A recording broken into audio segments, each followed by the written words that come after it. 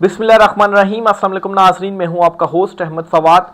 आज तारीख है 22 मई और दिन है जुमेरात का। 4 खबरें आज की व्लॉग में आपके साथ में शेयर करूंगा जी। पहली बड़ी ब्रेकिंग न्यूज़ तो ये है कि आर्मी चीफ आसिम मुनीर साहब को जो तरक्की दी गई है फील्ड मार्शल के ओहदे पर, या जो एक एजाज़ी ओहदा भी इनको दिया गया है, इस पर अमरीका से जो रद्द-ए-अमल है वो सामने आया है। और अमरीकी जो रद्द-ए-अमल सामने आया है वो कुछ अच्छी नज़रों से इस तरक्की को नहीं देख रहे। कुछ एक्सक्लूसिव डिटेल्स आपके साथ में शेयर करूंगा। साथ ही नाज़रीन, अमरीका से एक और बड़ी खबर यह है कि अमरीकी वज़ीर दिफा उन्होंने एस्टेब्लिशमेंट के अगेंस्ट तहकीकात का जो हुक्म है वो दे दिया है और बड़े बड़े नाम इस तहकीकात में फंसेंगे। इस पर भी कुछ तफसीलात आपके साथ में शेयर करूंगा।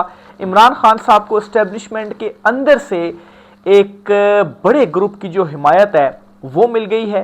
ये इमरान खान साहब के हवाले से क्या सोच रहा है और इमरान खान साहब को ये जो हिमायत है ये क्यों मिल रही है, और ऐसे टाइम पर जब मुज़ाकरात के हवाले से चीज़ें सामने आ रही हैं, इस इमरान खान साहब की रिहाई के हवाले से चीज़ें सामने आ रही हैं, कारकुनान की रिहाई के हवाले से डेवलपमेंट्स जो हैं वो हो रही हैं, इस टाइम पर एस्टेब्लिशमेंट के अंदर से ये बड़ी हिमायत सामने आना, इसका क्या मतलब है, कुछ तफसीलात इस हवाले से भी आपके साथ में शेयर करूंगा।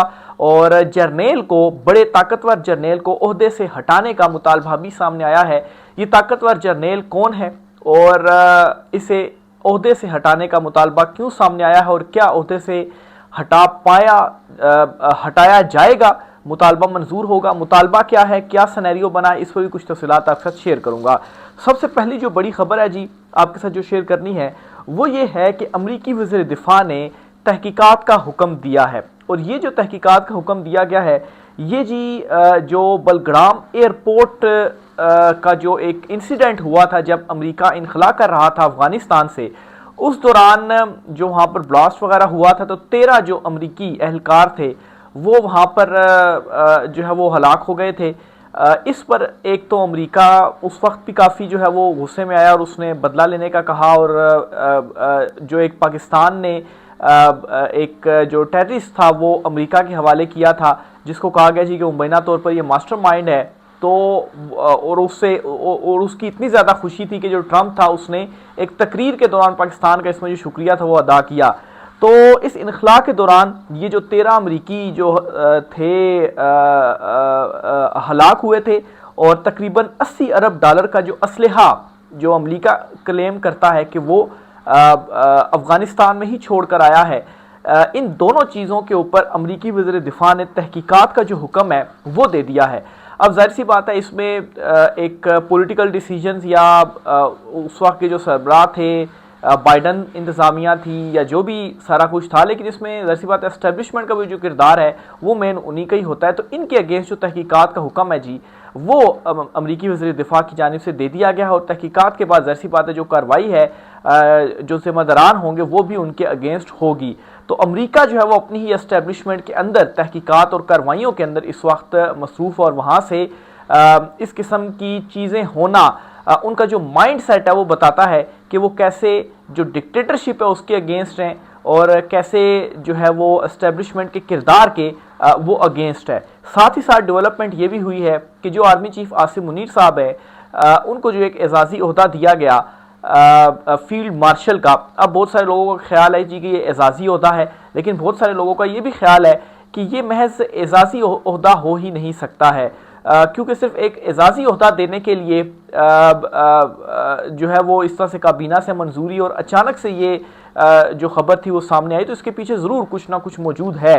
एक वीलॉग में मैंने कुछ डिटेल्स इस हवाले से भी बताई हैं, गालिबन कल का वीलॉग है, जो नाज़रीन जो रेगुलर सुनते हैं उन्होंने शायद ये वीलॉग भी जो है वो सुना होगा। तो बहरहाल मेन टॉपिक की तरफ बढ़ते हैं जी। हुआ ये है कि जॉन बोल्टन ये अमेरिका के साबिक नेशनल एडवाइज़र हैं और ट्रंप के दौर में ये रहे हैं, और इसके अलावा ये फ़ौज में भी रहे हैं और भी इनके पास बड़े इंपॉर्टेंट ओहदे मौजूद रहे हैं, इन ओहदों के ऊपर ये फायज रहे हैं।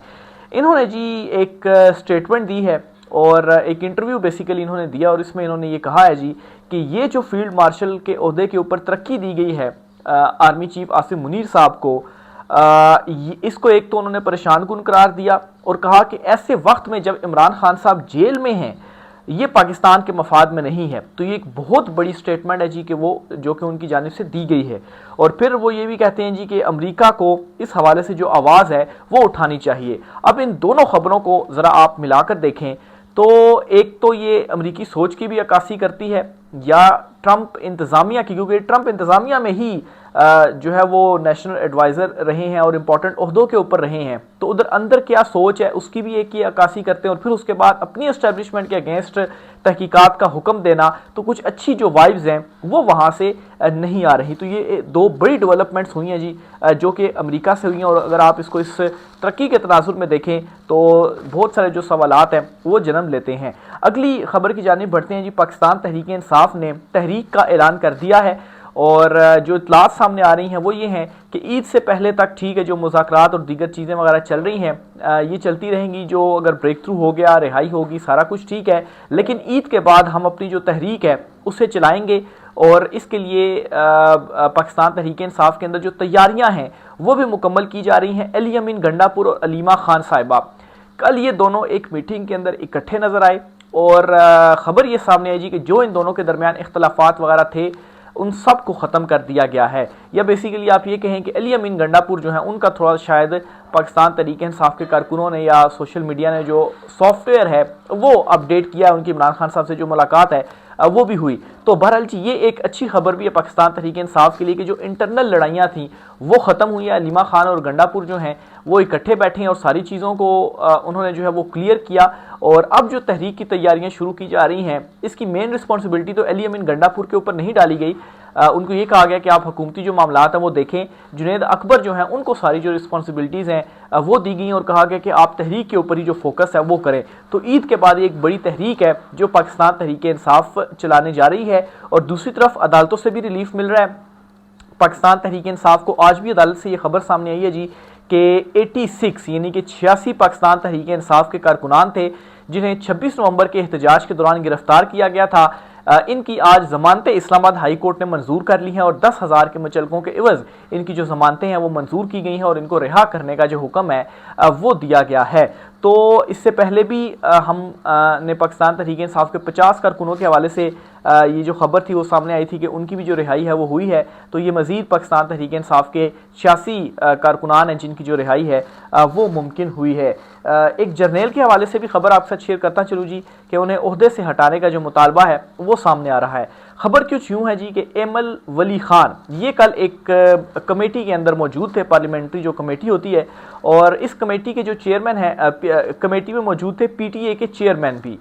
तो इसमें हुआ ये कि पीटीए चेयरमैन ने जो एमल वली खान है जी उनको कुछ इस तरह से कहा जी कि आप शायद कुछ चर्स पी कर आए हैं। एग्जैक्ट उनकी जो स्टेटमेंट वो आपको बताता हूँ जी।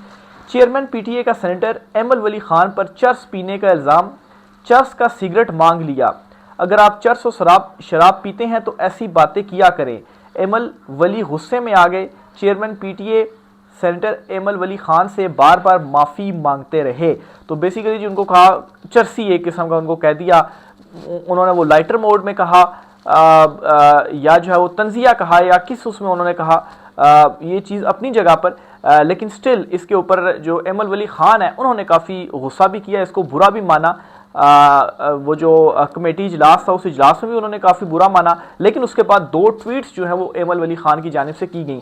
अब ये जो चेयरमैन पीटीए हैं ये रिटायर्ड जनरल हैं और इनका जो नाम है वो हफीज़ुर रहमान है। तो इन्होंने वहाँ पर जो माफ़ी है वो भी मांगी, लेकिन इसको एमल वली खान जो है वो कबूल नहीं कर रहे। तो 2 ट्वीट्स उन्होंने की हैं और एक ट्वीट में तो वो ये कहते हैं कि chairman PTA general retired Hafizur Rahman जो हैं उनके खिलाफ तहरीक इस्तेहकाक जो है वो लेकर आएंगे। एक तो इस चीज़ का उन्होंने ऐलान किया और दूसरा उन्होंने इन्हें ओहदे से हटाने का भी जो मुतालबा है वो किया है। और साथ ही उन्होंने एक और भी ट्वीट की और इस ट्वीट में वो कहते हैं जी कि हाजिर सर्विस काबिल कबूल और जो रिटायर है इसको घर भेजो। तो रिटायर जनरल्स को घर भेजने का भी साथ ही उन्होंने एक जो ट्वीट है वो दाग दिया। एक तो chairman PTA general retired Hafizur Rahman के हवाले से उन्होंने मुतालबा किया और साथ ही फिर उन्होंने ओवरऑल भी ये जो बात है वो कर दी, क्योंकि बहुत सारे जो रिटायर्ड जनरल्स हैं वो बड़े बड़े ओहदों के ऊपर भी फायज हैं। जिस तरह से जो चेयरमैन वापटा हैं उनको भी आप देख लें, इसी तरह से और भी बड़ी बड़ी इंपॉर्टेंट पोजीशंस हैं जहां पर रिटायर्ड जनरल्स जो हैं उनको उनकी जो सरबराही है वो कर रहे हैं। तो ये एक मुतालबा एमल वली खान जो है उनकी जानिब से सामने आया, लेकिन मेरे ख्याल से ये सिर्फ मुतालबे की हद तक ही उनका रहेगा और ये उन्होंने कर तो दिया है, लेकिन इनकी हिस्ट्री भी खैर रही है कि ये किस तरह से यू टर्न लेंगे और हो सकता है कि अपनी ट्वीट भी शायद जो है वो डिलीट कर दें, या हो सकता है कल को ये खबर आ जाएगी कि बस जी माफ़ी तलाफ़ी हो गई है, सुलह सफाई हो गई है, तो बस अब इनका जो मुतालबा है उससे ये पीछे होते हैं। लेकिन खैर ये एक जो इंसिडेंट है ये हुआ है और ये भी एक जो हेडलाइन है वो बनी और ख़बरों की जो जीनत है वो बनी। इमरान खान साहब को एक बड़ी हिमायत हासिल है और इस बात की तस्दीक मज़हर अब्बास साहब जो हैं उनकी जानिब से भी की गई है और ये हिमायत इमरान खान साहब को इस्टेब्लिशमेंट के अंदर से हासिल है। मज़हर अब्बास साहब जो हैं जी, इनके हवाले से कहा जाता है जी कि एक तो इनके भाई हैं, साबिक जनरल रहे हैं और इनका भी इस्टेब्लिशमेंट के अंदर काफ़ी ज़्यादा लिंक है, उठना बैठना भी है। तो ज़ाहिर सी बात है वहाँ पर जो सोच होती है, डिस्कशन जब होती हैं तो फिर उसके बाद ये भी गुफ्तगू करते हैं तो वहाँ की सोच की ही जो अक्कासी है वो की जाती है। तो ये कहते हैं जी कि एस्टेब्लिशमेंट के अंदर बड़ा हिस्सा ये समझता है कि इमरान खान एंटी एस्टेब्लिशमेंट नहीं है। इमरान खान एस्टेब्लिशमेंट से इसलिए नाराज़ है कि एस्टेब्लिशमेंट ने नून लीग और पीपल्स पार्टी के साथ कंप्रोमाइज़ किया, ये मज़हर अब्बास साहब का कहना है। तो इसका मतलब ये है कि एस्टेब्लिशमेंट के अंदर एक बड़ी जो हिमायत है वो इमरान खान साहब के साथ अब भी मौजूद है। इवन के 9 मई के बाद ये एक हुआ जी कि इमरान खान शायद जो है वो बहुत ज़्यादा एंटी एस्टेब्लिशमेंट है, लेकिन फिर उसके बाद जिस तरह से इमरान खान साहब ये जो पाक भारत जंग हुई इसमें जिस तरह से इमरान खान साहब साथ खड़े हुए, तो मेरे ख्याल से इसके बाद ये जो एक तासुर था इमरान खान साहब की एंटी एस्टेब्लिशमेंट होने का, ना सिर्फ वो ख़त्म हुआ बल्कि साथ ही ये तासुर एक बन गया जी कि इमरान खान साहब एंटी एस्टेब्लिशमेंट बिल्कुल भी नहीं है। इमरान खान नाराज़ ज़रूर है एस्टेब्लिशमेंट से और वो इस वजह से कि इन्होंने नून लीग और पीपल्स पार्टी जो है इनका साथ दिया और इनके साथ जो कॉम्प्रोमाइज़ है वो किया। तो इमरान खान साहब एंटी एस्टेब्लिशमेंट बिल्कुल भी नहीं है। इमरान खान साहब खैर खुद भी ये बात कहते हैं कि मुल्क भी उनका है और फौज जो है वो भी उनकी है। तो और जिस तरह से इमरान खान साहब पाक भारत जंग के दौरान साथ खड़े हुए, इत्तेहाद बनाया और सोशल मीडिया के ऊपर जिस तरह से पाकिस्तान तहरीक इंसाफ के कारकुनान जो थे उन्होंने जवाब दिया भारत को, तो इस पर खुद DGI-SPR जो हैं उनको भी शुक्रिया अदा करना पड़ा और माजी में जिन्हें डिजिटल दहशतगर्द करार दिया जाता था उनका शुक्रिया अदा करना पड़ा और नाम लिए बगैर इमरान खान साहब का भी जो शुक्रिया है वो अदा करना पड़ा। और फिर उसके बाद हमने देखा कि बहुत सारी जो चीज़ें हैं वो पाकिस्तान तहरीक इंसाफ के लिए बेहतर भी होना शुरू हुई हैं। आखिरी खबर भी आपके साथ शेयर करता चलूँ जी, सुप्रीम कोर्ट ऑफ पाकिस्तान से ये खबर है। मखसूस नशिस्तों का जो केस है वो सुप्रीम कोर्ट ऑफ पाकिस्तान में 11 रुकनी जो आइनी बेंच है वो सुन रहा है। अब इसमें ख़बर यह है जी कि कुछ मुतफरिक दरख्वास्तें दायर की गई थी।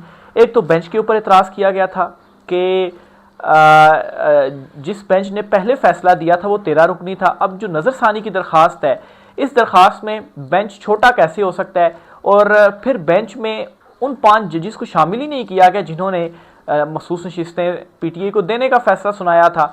तो बेंच भी तब्दील किया गया और बेंच भी छोटा है 11 रुकनी। एक तो इतराज़ ये उठाया गया। दूसरा ये कहा गया जी कि 26वीं तरमीम का पहले फैसला किया जाए, क्योंकि उस तरमीम की नतीजे में ही ये आइनी बेंच बनाया गया है।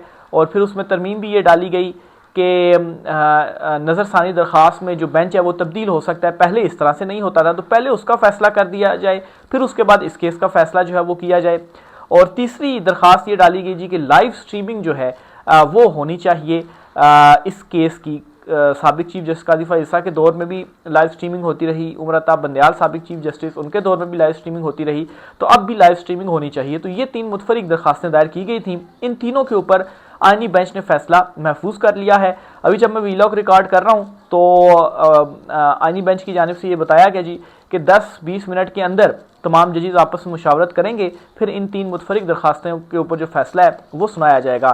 खैर अभी मैं जब वीलॉग रिकॉर्ड कर रहा हूँ तो टाइम तो काफ़ी हो गया, तकरीबन आधा घंटा हो गया फैसले को महफूज किए हुए, लेकिन अभी तक जो फैसला वो सुनाया नहीं गया। लेकिन मुमकिन तौर पर जो मेरा ख्याल है, जो सारी केस की मैंने प्रोसीडिंग सुनी है, ये जो दरख्वास्तें हैं पाकिस्तान तहरीक इंसाफ की या सुन्नी इत्तेहाद कौंसिल की, ये जो तीनों मुतफरिक दरख्वास्तें हैं जी, ये तीनों मुस्तरद हो जाएंगी और जो केस की प्रोसीडिंग है वो आगे चलेगी। क्योंकि अगर ये दरख्वास्तें एक्सेप्ट होना होती तो शुरू में ही जब जस्टिस आयशा मलिक और एक और जज साहब, जो 2 जजेस ने इस बेंच से अलहदगी इख्तियार की थी और ये दरख्वास्तें मुस्तरद की थी, और जिस तरह से बाकी जो 11 जजेस थे उन्होंने फ़ौरन ये दरखास्तें एक्सेप्ट करके इसके ऊपर समाअत शुरू कर दी थी, तो वहाँ पर फौरी तौर पर इनको एक्सेप्ट ना किया जाता, इस केस को आगे चलाना मकसूद था, तब ही उस वक्त भी ये जो दरखास्तें थी वो एक्सेप्ट हुई, क्योंकि इस केस के अंदर, इस दरखास्त के अंदर कोई एक नई ऐसी ग्राउंड मौजूद ही नहीं है। नज़रसानी दरखास्त में ऐसा होता है कि आप एक ऐसी नई ग्राउंड ले आएँ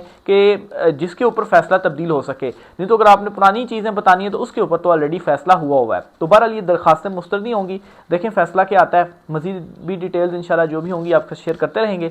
राय का साथ कीजिएगा। आज की व्लॉग से इतना ही, इजाज़त दीजिए, अल्लाह हाफिज़।